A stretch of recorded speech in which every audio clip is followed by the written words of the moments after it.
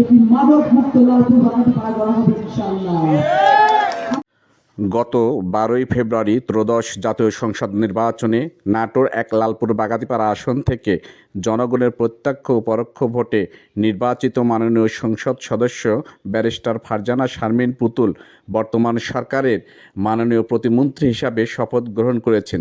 তিনি আগামী 28 ফেব্রুয়ারি রোজ শনিবার তার জন্মস্থান লালপুর বাগাতিপাড়ার উদ্দেশ্যে তিনি ঢাকা থেকে রওনা দিবেন এবং তিনি নাটোর জেলা প্রশাসন এবং লালপুর উপজেলার গৌরীপুর হাইস্কুল মাঠে তিনি প্রথম সংবর্ধনা সমাবেশে বক্তব্য রাখবেন।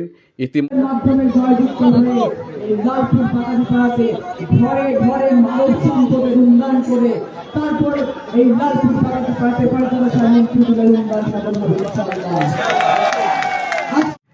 আগামী 1 মার্চ রোজ রবিবার বিকাল 2 ঘটিকার সময় মাননীয় প্রতিমন্ত্রী ব্যারিস্টার ফারজানা শারমিন পুতুল বাগাতিপাড়া উপজেলায় আসবেন এবং বাগাতিপাড়া উপজেলা প্রশাসন এবং বাগাতিপাড়া উপজেলা ও বাগাতিপাড়া পৌর বিএনপি কর্তৃক আয়োজিত বিভিন্ন প্রোগ্রামে তিনি অংশগ্রহণ করবেন।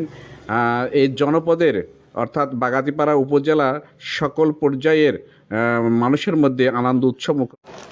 আগামীর বাংলাদেশ হবে মানবিক বাংলাদেশ, আগামীর বাংলাদেশ হবে গণতান্ত্রিক বাংলাদেশ, আগামীর বাংলাদেশ হবে তারেক রহমানের বাংলাদেশ।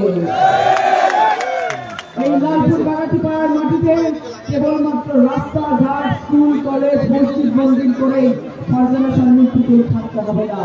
আগামী 12 তারিখ ভোট বিপ্লবের মাধ্যমে জয়যুক্ত হয়ে এই লালপুর বাগাতিপাড়াতে ঘরে ঘরে মানব সম্পদের উন্নয়ন করে তারপরে এই লালপুর বাগাতিপাড়াতে ফারজানা শারমিন পুতুলের উন্নয়ন সাধন হবে ইনশাআল্লাহ।